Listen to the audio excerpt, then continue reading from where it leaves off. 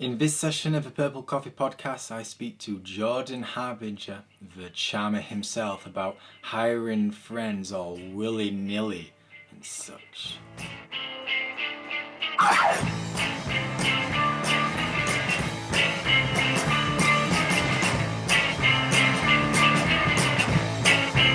Hello and welcome to the Purple Coffee Podcast, entrepreneurial stories from the world's best of the best.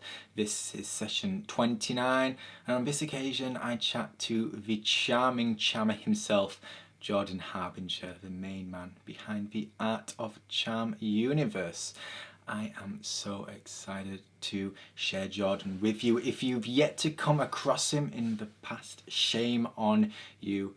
But no worries, I've provided all his links and all the info regarding this podcast on tdog.co Purple Coffee 29. There you'll be able to get links to iTunes, Stitcher, and the video of this podcast, as well as all the links for Jordan and his world. So be sure to check that out if you're listening to this on something like iTunes or Stitcher. Maybe on the train, on your phone, like I often listen to my podcasts.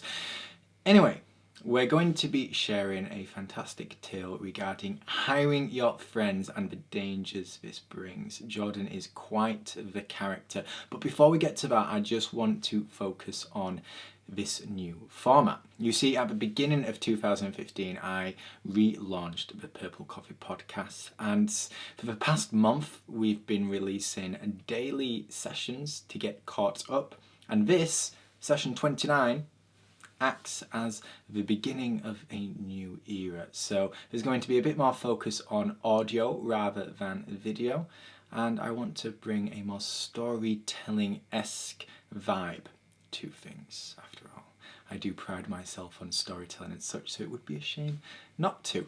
But this is a journey, and I want you to play a part of it. After all, I am not the one listening and watching these podcasts. So if you have any thoughts on how to improve things, what you like, what you don't, be sure to reach out to me. Head over to tdog.co Purple Coffee 29 and either shoot me a message on Twitter or Facebook or even an email. You can reach out to me at matt@turndog.co. And we will try and build everything around your awesome needs. So yeah, please help me make the bestest thing possible. After all, we are creating this for you. This isn't for me. So it's going to be a bit of an evolution. Things will probably change over time in the coming months, but I'm really excited to start afresh and put more focus on stories. Which brings me to the story of how I met Jordan. I was introduced to him by John Cochran, and John said, "You need to speak to this guy, Jordan, for The Successful Mistake." That's the book I'm working on, because this kid has some tales. He's been kidnapped, he's faced one or two life-threatening situations. So as you can imagine, I was like, yes, hook me up. So John did. I met Jordan, and as I ventured on Skype to chat with him, I was mixed with both fear and excitement. This particular tale doesn't focus on life-threatening situations, although Jordan is quite the storyteller, and the way he interacts and shares his world is fantastic.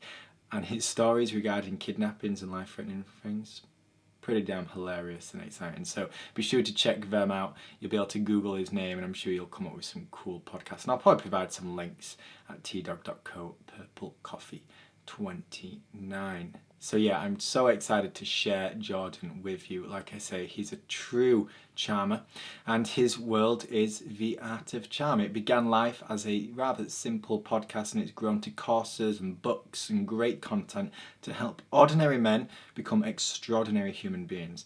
And I don't think this has to end with men alone. Everyone, female, male alike, can take a lot from this. So we're going to kick into the conversation. But before we do, I've created a little story regarding Jordan, because that is, after all, what I do. So I will share that with you now, and I will read it from my iPhone because I've not memorized it. So let's do this. Is Jordan named after a country, or a famed basketball player, or a rather large-breasted glamour model from the UK? Who knows, other than those within his inner circle of familyness? What I do know is Jordan's far grander than a country. A personality like his, more likened to a planet or a star or Death Star. And he may not be the next big thing in basketball. When it comes to podcasting and helping ordinary guys transform into extraordinary ones, he's on this. And he ain't no female glamour model either, mainly because he's a dude. Jordan's a larger-than-life individual who lives a life of purpose. Because of this, he helps other folk live a life of purpose too. It's cyclical in many ways, but on a 3D scale. It's like a sphere. Because Jordan Harbinger isn't some 2D character like old school Mario. He's next generation graphics. And a true pleasure to know. So here, ladies and gentlemen, is Mr. Harbinger himself. Okay, ladies and gentlemen, thank you so much for joining me. I'm delighted to be joined this afternoon by Jordan Harbinger, who is the main man behind The Art of Charm, which, as you may have guessed from the name, helps ordinary guys like me become extraordinary men and focuses on things like relationships and talking to girls and approaching women and general flirting and attraction. I suppose just being better around women. So it's very good for someone like me who is quite useless. So Jordan, thank you so much for joining me and being part of this. It's a pleasure. Yeah. Thanks for having me. I appreciate it. I know I may end up trying to get some tips of you at the end when it comes to the women game, so it sounds like you are a man in the know. But on this occasion, it's an interview for The Successful Mistake, which is a book that I'm writing about entrepreneurs for entrepreneurs, and Jordan's been ever so nice to come on and share his great mistake. But before we get into that, I'm going to pass it over to you, Jordan, to just tell us a little bit about yourself and what it is you do at The Art of Charm, because it is more than just a podcast these days. Sure, yeah. Basically, what we do during our live programs, well, first of all, we have our live programs as well as our boot camps and our podcast. So what we've got going here, sorry, it's a little early for me. I'm waiting for the coffee to kick in. We've got our live training in Los Angeles. Guys fly in from all over the world, really. I mean, I'm looking at a room full of guys from like Denmark, China, Europe, Australia, New Zealand. So that's pretty cool because you certainly don't expect that when you start a podcast in your friend's basement. And of course, the show is one of the top 50 in iTunes.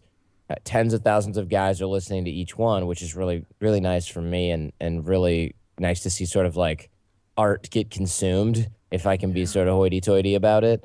But really what we do is we teach emotional intelligence in a way that anyone can learn and master. So if you're one of those people who's always been pretty good socially, you can come in and learn why you're good at what you do and then hone things down to a fine point, which is great, especially if you're looking to leverage your people skills. And if you've already got people skills, then you know how valuable they are and you probably can't wait to get your hands on more because it's probably the highest leverage you have in life. And then if you're a guy who works in a cubicle all day and you don't have that great of people skills, then you probably know that it's one of the largest pain points that you had just throughout the entire existence that you've had without people skills. It's really tough. You feel anxiety a lot. You feel like you're left out of the party, late to the party, last pick for kickball, whatever analogy you want to throw in there. And it affects you in your dating life. It affects you at work. It affects you in your relationships with your family. So it really is a skill set that guys need really bad. And unfortunately, we don't focus on this as men because it's like, oh, that's, we don't need that. I'm a tough, non-emotional guy. And it's just not true. I mean, I'm not asking you to, cry and hug everyone that you meet, but you definitely need to be able to access emotional intelligence as a man. And you see examples over and over and over in pretty much every story that we see, from movies to television to your own life, where the failure in that area is disastrous. So we're really working on teaching that skill set in a practical way, and that's what we do at The Art of Charm. Fantastic. And I suppose, a lot of the content on the site and the podcast is aimed at, trying to be more confident about women, but this just transfers over to pretty much everything, from networking to working with clients and meetings, going for that big job interview. The whole idea of just having more confidence in yourself and projecting that to the people that you're talking to, that's a huge thing for anybody to have. It's an amazing skill set. And like you say, one of the strongest things we can ever earn, because building relationships is one of, if not the most important thing any of us can ever do. Yeah, I think so. I mean, the problem is that we ignore this problem as men, right? When Mm. we're guys and we don't have great relationships, we're like, "Oh, it's because of this logical reason." And here's an example. I've got a ton of friends. I live in Silicon Valley, even though the Art of Charm is in LA, but I go back and forth from San Francisco. I've got a lot of friends who are like these really cool genius coder app tech folks, and they're like, "Oh, the problem is there are not enough women in San Francisco." And I'm thinking, I'm pretty sure that's not true.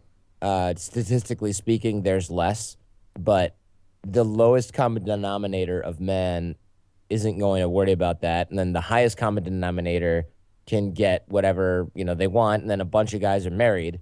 So single population wise, there's probably still a sort of female drought going on here, but why it's kind of like looking at, well, even if it's 2 to 1, I can't beat one or two other guys out for to get female companionship. I mean, it just doesn't check out. Or they say things like, the problem is I don't have this area, this area, this area, and this area handled. And, that's probably what women are looking for. And it's like, yes, women are looking for stability in some areas and, you know, the ability to provide. But the fact that you're not a multimillionaire is not the reason that you're single. Yeah. There's maybe if you're completely broken, you live on the street, yeah, you have problems in relationships. But we've all seen cases where guys who make, $35,000 a year in the United States are doing just fine. And when you were a college student, that didn't matter at all. You made no money. You made negative money and you were swimming in it. So what's the deal? Yeah. And so we look for logical reasons to explain these phenomenon and or these phenomena, and it's unfortunately stopping us from seeing the real deal. And it's all fine and well to be like, oh, the sun goes around the earth, and that's why, and we explain it that way, and blah blah blah. We use religion and things like that to explain it, but it's really bad when we do it in our personal lives too, because when you do it in your personal life, it's called a rationalization, where you go, oh, I can spend this money on this because dot dot dot rationalization. I don't need to save. I don't need to do this. I don't need to eat healthy. I'll just fix it later with medicine. I mean, these are all things that most people who are reasonably intelligent would never engage in, right? Mm. But when it comes to our personal lives and our relationships, it's like, oh, I'm going to throw around with reckless abandon reasons why this is okay or this is the status quo for this reason, and I'm going to look for logical explanations and dot dot dot. Don't bother me about this anymore because I don't want to talk about it anymore. And that's really unhealthy for us, and we kind of ignore it Yeah. as men because it's uncomfortable and we don't know how to fix it. So that makes it even worse. It's not like a flooded basement where you go, oh man, this is really bad, but we got to get the pump in here and clean it. It's you look in the basement. Not having relationships together and not having your personal lives together and your social skills is looking in the basement and going, oh man, that basement is flooded. All right, here's what we need to do: get duct tape and move the couch against the door, and we're good.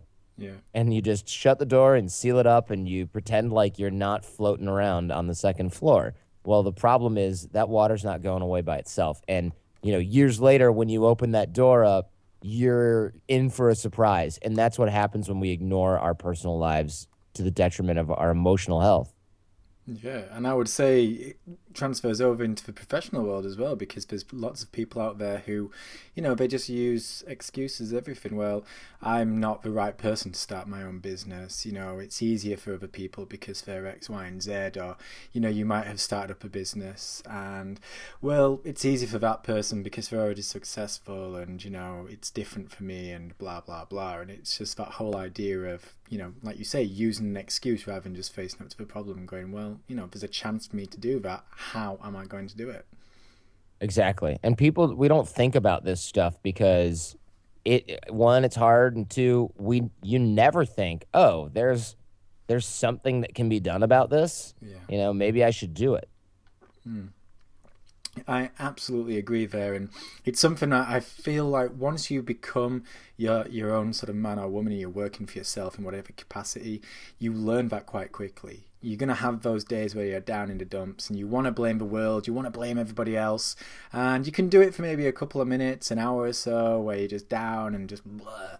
But after a while, you need to just pick yourself up and go, look, I am not going to get anywhere by being like this. I need to figure out a way to make this right.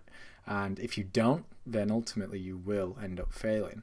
So it's one of those survival of the fittest kind of things, I feel. Yes. Yeah. Yes, Well, absolutely. I must say I'm totally eager to hear your big mistake. From what I've heard, you're a man full of stories. So I'm going to pass it I, over to you. I was really waiting for you to say full of just bad decisions that we can discuss on this one. No, all about the stories. I mean, well, you can tell me a bit more about that, I suppose. But no, all I've heard is that you're a man full of stories. Plenty of them good, I'm sure.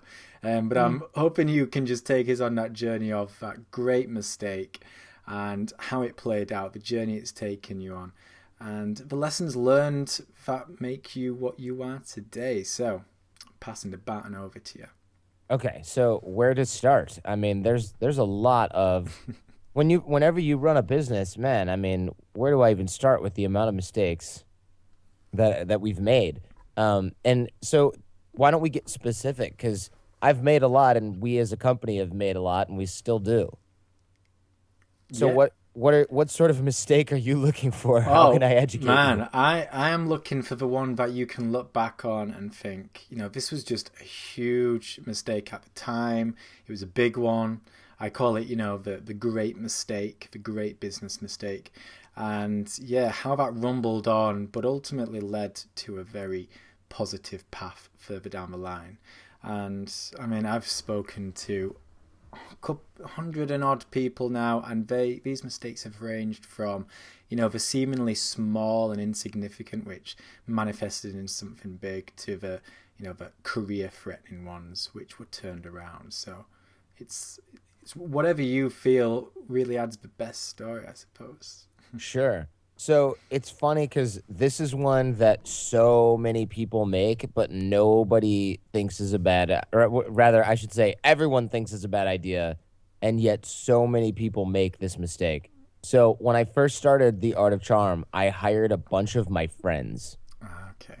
And what that means is that I literally went to see who would work with us at AOC and came up with a bunch of people that I liked. Sounds like a okay idea, but experienced business people right now are going, I would never do that. Business between friends, terrible idea. We ended up hiring my co-founder's girlfriend at one point. I hired a bunch of people that I liked, and that is a terrible idea generally. And people are going, "Oh man, this guy's an idiot. I can't learn from anything here." Think about this though. Most businesses that you see that are run by people that are friends, right? Retrospect. But whether or not they made friends before or after their business was founded is one thing. The other thing is, though, that people go, I'm never going to do that. I don't even need to listen to this. Most people, when they start a business, a startup, they hire their friends. Mm. And it's not unusual. Even though it's universally accepted as a terrible idea, most people do it anyway. And that's why it's so scarily, insidiously bad.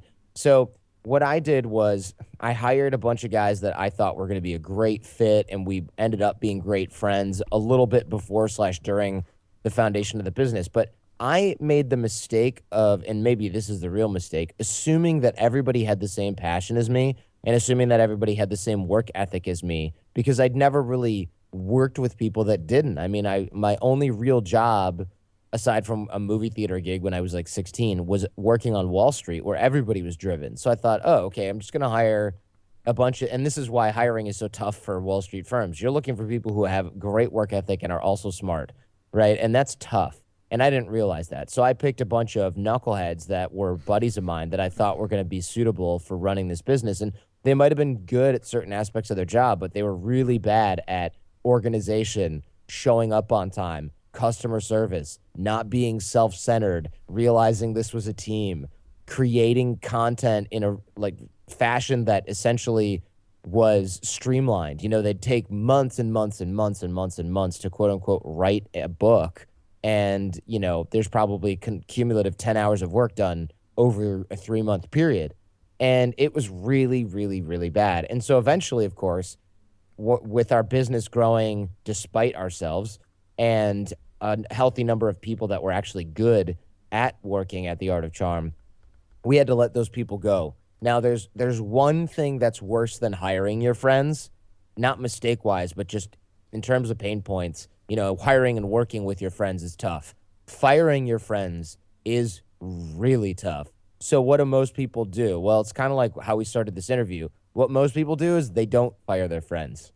They figure out they do exactly what we were just talking about, which is rationalize why it's not that bad. Rationalize that there's a place for this person inside the company. And I remember at one point, I was so outnumbered by the lazy, inept people that I had hired along with, my business partners, but I'll take responsibility for the purposes of the show. I was so surrounded by these people that I remember sitting down and having a conversation about how we could create a position that was good for this one guy. We'll call him Ryan. That was a good position for him because he wasn't good at any other role that we slotted him in. And we needed to find a place inside the company where he could work. And I remember after that conversation, going and taking a shower, literally, not metaphorically, which I needed as well, and thinking to myself, did I just have a 2.5 hour long conversation about how to make somebody who's completely freaking useless into a possibly useful person so that I could continue figuring out a justification for paying them a lot of money? Did that just happen? And after that shower, I got out and I went to one of my only sensible business partners, AJ, and I said, is this really what just happened? And he goes, yeah, that's a good point. I don't think that we need this person here. I think we should fire them. And so AJ and I went to some of the other guys that we were working with and we said, listen, we just need to get rid of this guy. Why are we rearranging our corporate structure to have somebody here who's not good at anything? And the problem with when you have a critical mass of friends is they go, what? We can't fire him. Then he'll be gone. And I'm thinking, yeah. And the problem is they're all thinking, who am I going to drink with at 1 p.m. on Friday? Who am I going to skip out of work with after Monday morning meeting? Who am I going to go out to all hours of the night with and get irresponsibly drunk with during the middle of the work week and show up late with for work and justify, all of this bad behavior? Because the problem, again, is when you have somebody who's just a friend and that's all they bring to the table, you're going to have somebody in your business that is distracting the other employees. So having somebody bad in your organization is cancerous. It's not a zit that you have on your face. It's a disease that you have. There's much more under the skin. So what these people do is they end up going, oh, well, I'm a screw up. So here's what I want to do. I don't want to be a screw up by myself. I'm going to start distracting people. And I learned that the hard way as well. Instead of having one intern, why not have 4 interns? So we did that too. And what that did was, you have a much higher chance of hiring a bum. And so when you get a bad intern, they go, hey, let's take like a 3-hour lunch. What are they going to do? 4 of us don't come back. They're not going to fire all 4 of us. And even if 2 or 3 of them want to do the right thing and come back and finish their project, the one bad apple can usually derail the whole thing. And so we had a bunch of interns. And we had, at one point, we said, we got to let all you guys go. You're actually in more trouble than you're worth. And that's when we figured out the problem, because 2 of them came back and said, listen, it's Eric. He's the problem. If you get rid of him, everything will be fine. And we thought they were just all pointing fingers at each other. So we had them come in on different days. And sure enough, on the days when Eric was not there, everybody was fine. So we knew who we could get rid of. And I realized, oh my God, I just did that with my interns. I need to do this with my entire company. So when AJ and I figured that out, we had people coming through to the different offices on different days, and we figured out very quickly who is useless, who is not productive. And we already kind of knew the answer to that question, but at that point, we had an action plan in mind. And then, of course, that's when we actually were able to fire our friends. And unfortunately, we lost friends because of that. Of course, the person you fired doesn't like you anymore, but all the people who were kind of their cronies or their buddies, those people will give you some blowback. So we ended up letting go of 16 people. Wow. Yeah. And it was really painful. It was like ripping off a Band-Aid that had a bunch of hair in it. You know what I mean? Okay, it was really gross. And it was bad news, but it was the best thing we ever did for the company. Well, before we go talk a little bit more about the actual action points that you did and the lessons learned, I just want to go back to the idea of hiring friends, because when you start a new business, it's easy to say, oh, just don't hire friends. Right. It's a terrible idea, but money's tight. And we started this interview off talking about how important relationships are and knowing people. Well, in the beginning, more often than not, you don't have all these connections, but you do know friends, and you know friends of friends. So you're reaching out for folk. Money's tight. You can't afford to hire a HR company or a recruitment company, maybe. So it's the obvious and sometimes the only way forward to actually hire people you already know. Yeah, that's the thing is because people go, "Oh, you hired your friends? That was dumb." Like my parents said that, and I'm Yeah. thinking, What's the okay, alternative? yeah, what's the Yeah. alternative? Let me float this by you because there's somebody listening right now who's really smug and going, "Oh man, what an idiot! I'll never do that." Yeah. Okay, let's start a company, you and me, Matt, that we sell blue Post-it notes. They glow in the dark. They're far superior to the yellow variety, and I nobody like it. really believes in the idea, but you and I thought of it together, right? Yeah. And we were hanging out drinking scotch one night, and we thought of that, and we thought this is actually a pretty good idea that might have legs because I know that you have skill in the paper cutting industry, and I've got design skills and some marketing skills. So this could happen, and we both have a little bit of money saved up. Now, what do you do at this point? Do you go, you know what, Jordan, though?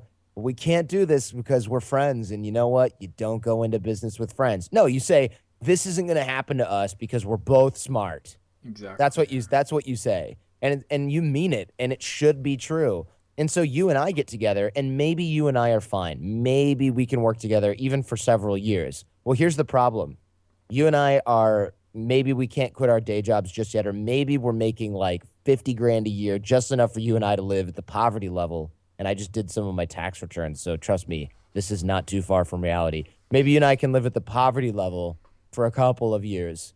And I'm not joking. Like I looked at my 2010 pay stubs, and I looked at my current pay stubs, and it's funny to see like income going up by more than it goes up for most people in their whole life in just a short few years. But in the beginning, you and I are broke. We are hanging out, living in a basement, probably roommates, if not living with our parents or something like that, because we are not making any money on the blue Post-it note business. But we desperately, desperately, desperately need somebody who is going to take the boxes of Post-it notes, cut them, tape them up, take them to the place where they need to be shipped, address all the labels, because you and I doing it is crazy inefficient. So what do?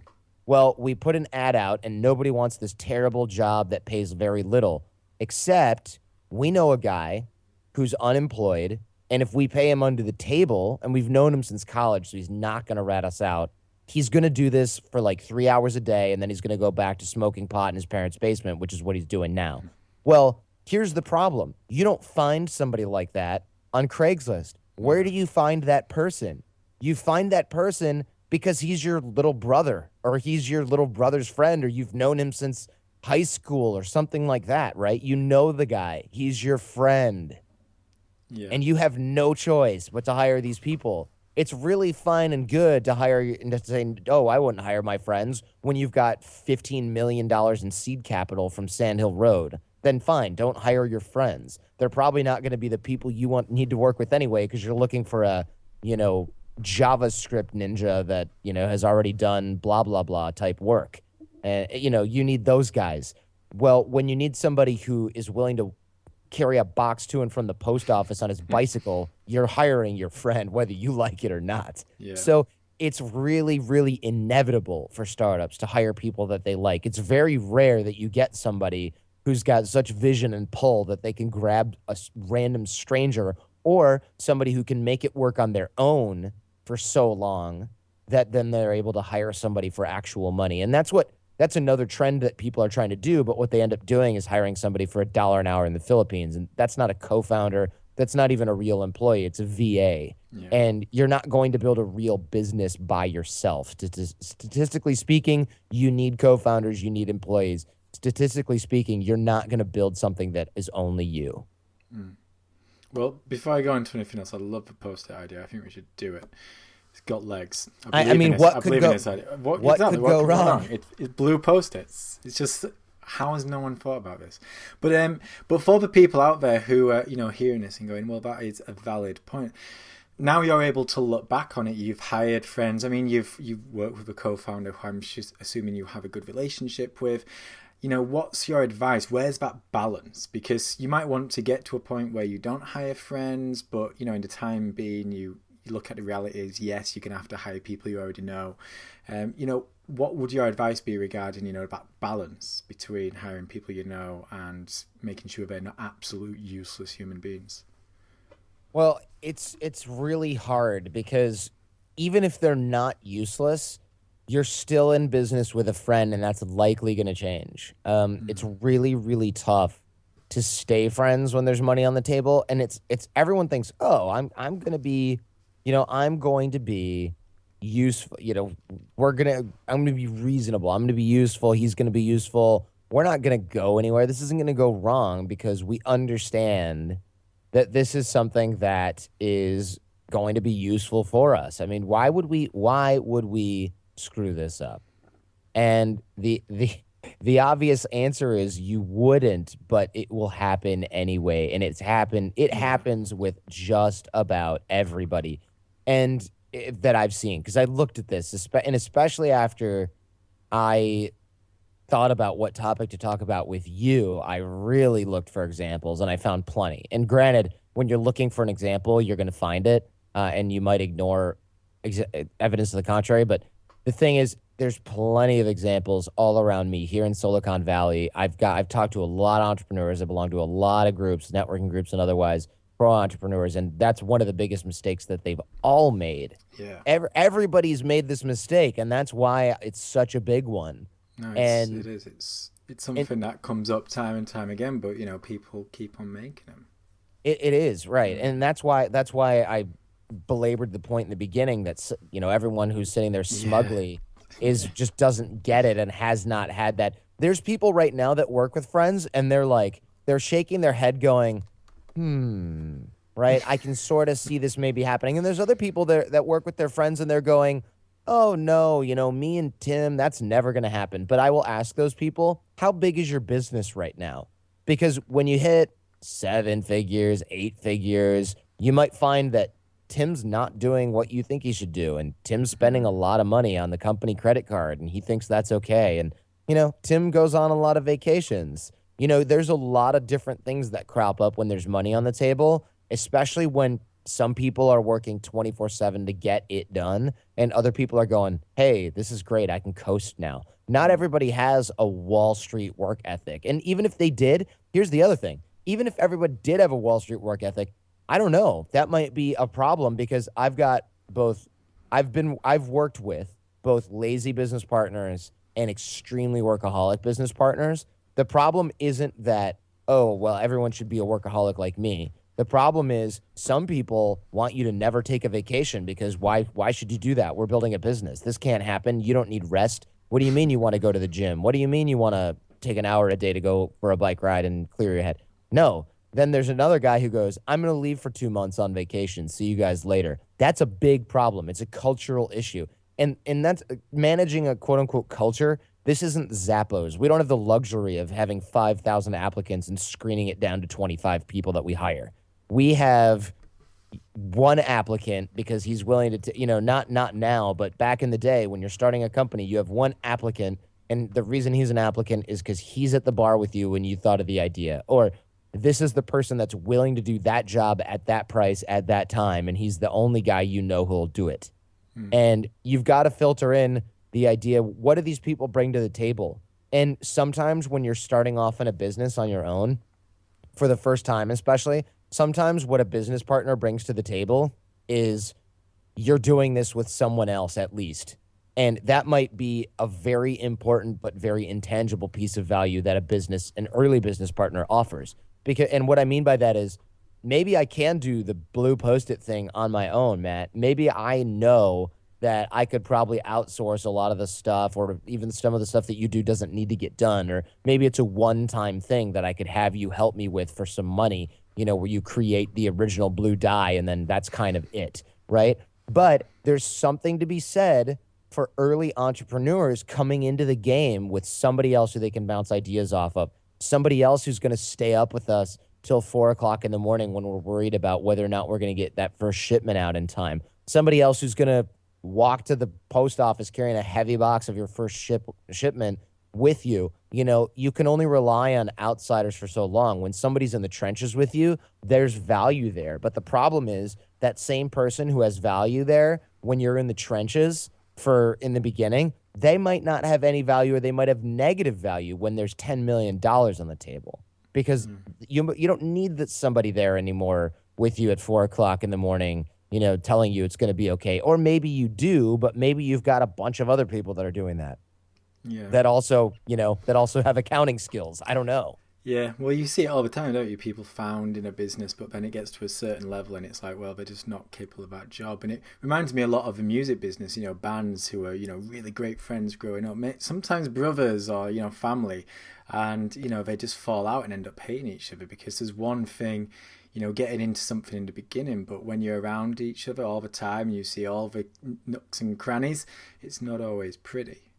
Yeah, no, that's the other thing is you see the side of people Yeah. that you might not really want to see, because Yeah. your friend is great when you're hanging out with him in the friend context. He's funny, he's cool, he's always positive and upbeat. It's awesome. Getting that person to do hard work might Yeah. not be really easy. Come into the office at 8 o'clock in the morning on a Tuesday, they might not be so good. So I Right, mean, it makes me think that is the balance then, it's sometimes you do have to get in business with people who and it's a case of, well, if this, it depends how important this friendship is to someone. Like, if it's a family member, if it's your best friend, if it's someone who you look at like a brother, is that when you kind of step back and go, no, it would be good in the beginning, but at some point in the road, this would destroy us. So only kind of get into bed with people who you might not be that bothered about walking away from. Is that the kind of balance, do you feel?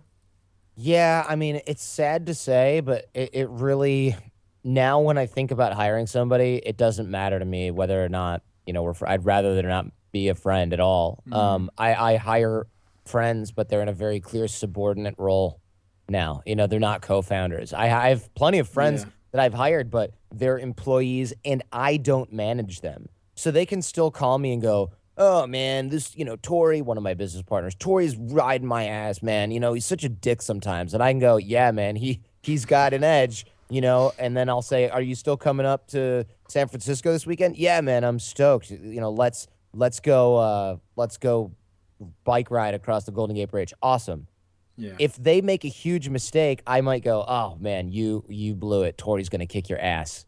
And that's fine, because I'm not doing it. I don't have to do it. I don't have to go, all right, we got to have a tough conversation right now, friend. I don't need to ever do that. Somebody else is managing that person. So if you've got to hire a friend, you got to try to do what you can to compartmentalize it, right? Okay. Either they're there temporarily, they're not there in an equity partnership role, they are managed by someone else, et cetera, et cetera. Anything you can do to compartmentalize it is great, because I can't help but hire my friends, because I make friends with somebody and then I'm like, oh man, I really need a marketer. Aren't you a great marketer that makes millions of dollars for your current employer? And don't you hate that guy? All right, awesome. You want to come work for the Art of Charm? Sounds good.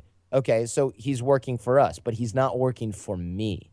And that's been huge. Now, that might not always be possible in a single founder type of situation. In that case, you do something different where you have a contract. You don't necessarily have to manage that person that much, and their time is temporary, right? Their duration is temporary. They're there to create a sales line. And even then, you're going to run into issues like, oh, I don't feel like this is done. Well, I promised you 3 revisions, and this is revision 3. Well, I'm not happy with it. Well, that's going to screw with your friendship. Sorry. Yeah. I like the whole idea of making sure there's some kind of distance between you and, putting other sort of bridges between you and your friend, because at least it makes it somewhat manageable. And I think that's a good place to be able to, finish up this interview, talk about, the lessons that you've learned from all this. You've hired friends in the past. You realize that some of them weren't great when it came to the work ethic. You had to fire friends, which is something I've never had to do. But I can imagine it must just be absolutely awful. So when you approach new hires now, when you're put into a position where you know somebody, you think they would be a good fit for the company, other than trying to distance yourself so you're not managing them personally, what other things have you kind of done in terms of creating a process and creating an idea to move forward? Can you clarify that a little? I'm not even sure that I understand the question. I don't want to answer the wrong one. Oh yeah, so in when you go forward now and you're hiring a new person, whether it's Mhm. someone that you know or not, how do you approach it? Other than just distancing yourself from that individual and making sure there's another manager who's going to be doing it, like, is there anything else that you've taken from hiring friends in the past? And you've obviously burnt your fingers in the past, and you're able to take that forward now to ensure that it doesn't happen again. Yeah, so what I do now is I actually have a business partner we poached from Disney slash Fox Mobile, and he's a really good business guy in terms of like strategy and development. And so he does all of the hiring. I might be in there on an interview, I might throw my 2 cents in, I might even find the candidate, which happens a lot just because of the fact that I'm constantly networking at the Art of Charm. But he does all of the hiring, a lot of the managing, and definitely does the firing. So at the end of the day, I can literally be like, "Oh yeah, you got in trouble with Tori. Oh man, yeah, he's a tough cookie." And then if the guy gets let go, I can say, "Hey, I heard that you and Tori decided that it would be better if you sort of moved along. I'm sorry to hear that, but anyway, I'd love to kind of catch up, have lunch with you. We don't have to talk business. Just kind of want to Mm, hang out before we forget to do it." And a lot of times they're like, sure. And we'll hang out, we'll have some tacos, and I'll say, yeah, so how did things go with Tori? Do you mind me asking? And he'll go, well, I'm sure you know the whole story. And I'll go, well, I only know like the Art of Charm business side of the story. And I'll let them talk about it and, da da da da da, and we move along and it's mm, fine. And it's not because I didn't fire them. And yeah, that sounds, some people are going, that's cowardly. You need to da da da da. Those people are armchair quarterbacks and they haven't had to fire one of their friends before. yeah, Um, absolutely. and and so there's ways to manage it. And now what we're looking for in terms of hiring is I got a guy for that. And it's not just so that I don't have to deal with it. It's largely because that's his entire job and my competencies lie elsewhere. And at the end of the day, he doesn't care about these people that I'm meeting and finding because at the end of the day, he can totally blow it. One of those parties can totally blow it. The hiring meeting, the initial interview could go terribly, and it won't reflect that much on us or our brand because it has to do with the way that those two handled things, and it's fine. And that's the way Mm, to do it. It's completely compartmentalized. There's plenty of friends of mine that go, "Oh, Tori, what a son of a bitch," and it's like, okay, whatever, but we're still friends, and it has nothing, and it's fine. And Tori doesn't care. That's his whole existence. Is his job is to make sure we get the right people in the door, and it doesn't matter yeah, whether or not somebody that I likes him. He doesn't care. I mean, he uncares.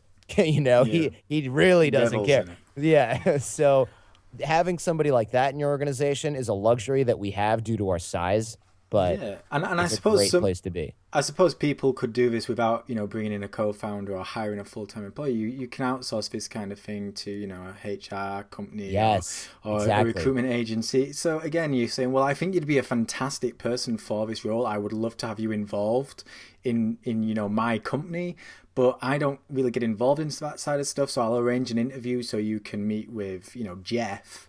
And if, you both think it's a good fit, then great. And then that way you're again distancing yourself so it's not kind of on your shoulders and you're not directly impacting on your friendship. Precisely. Yeah, Yeah. exactly. In fact, I never even thought about having an HR consultant do that, but people might go, I don't need to pay someone to do that. It's a great idea to pay someone to do that because Yeah, it, because you might only need that person, a couple of times a year, but it could save you, numerous friendships over the course of, 5 or 6 years. well, that and imagine, let me tell you, the cost of a friendship is expensive.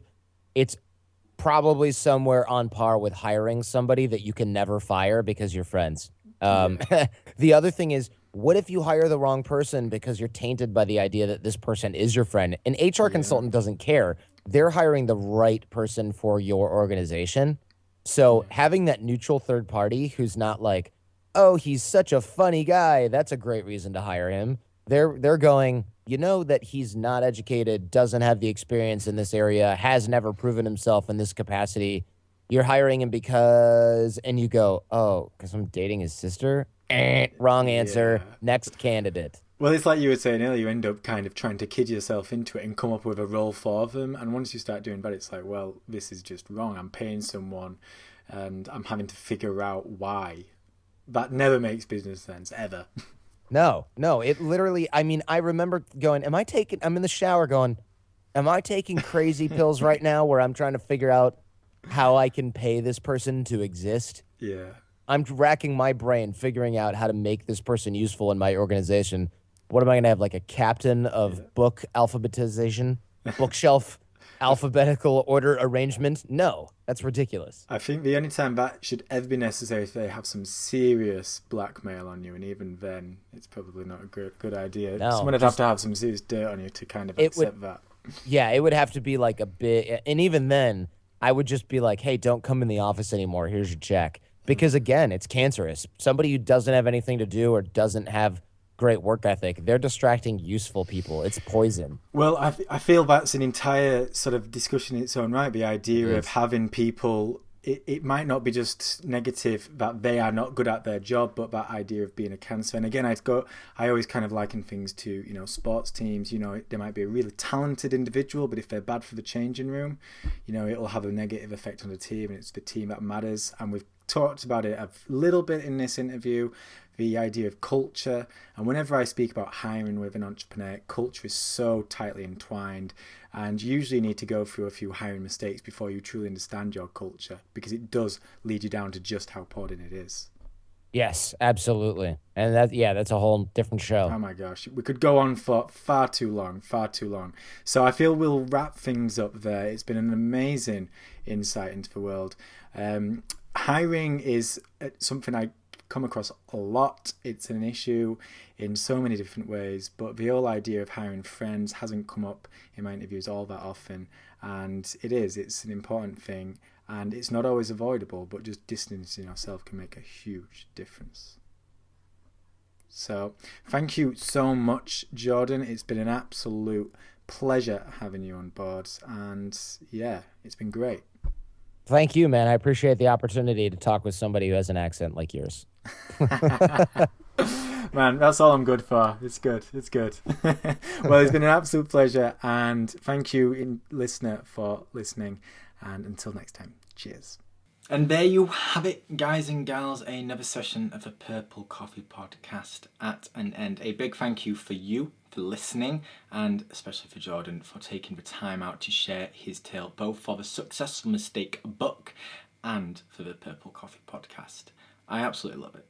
Hiring is a minefield at the best of times, and when you start a new business, sometimes the only option you have is to hire those you know, be they friends or family. And this in itself is not a problem, because certain friends and family deserve a role in your business. But every hire is a vital hire, and the moment you start settling for less and coming up with excuses on why you should keep someone, bad juju happens. And I just absolutely love the moment, that epiphany that Jordan came across when he realised he was trying to come up with a role to keep someone on payroll and keep paying him large sums of money out of his own pocket. This is crazy, but you would be amazed how many of us do it. It's something so many entrepreneurs go through, and one thing I've learned through the Success Mistake journey is just how dangerous hiring is and the many forms it takes. It actually begins the book. Hiring is the first thing I tackle. So I'm excited to share that with you. If you want to learn more about the Success Mistake, just visit tdog.co/purple coffee 29. Not only will you be able to get links to the book and what it's all about, but you'll also be able to find all the links to Jordan and his world. I encourage you to check him out. I love listening to the Art of Charm podcast. He is an enigmatic kid, and every time he jumps on the mic, good things happen, so be sure to check that out. So that's basically it. It's another session over and done with. Thank you so much for listening. Be sure to check out tdog.co/20 Purple Coffee 29, and there you'll be able to find some highlights and tweetables and all the links that I talked about. And also please consider subscribing, rating and reviewing this podcast, either on iTunes or Stitcher or wherever you listen to this little bad boy. All the links are on that page, and it would mean an awful lot if you took a few seconds later today to share some feedback. That is pretty much it. Thank you so much for joining me. I'm so excited for the rest of 2015 and where this podcast is going. But be sure to reach out and let me know what you do and don't like. This is a podcast for you. It isn't for me. So reach out and let me know how we can best serve you. Cheers, guys, and keep it breezy.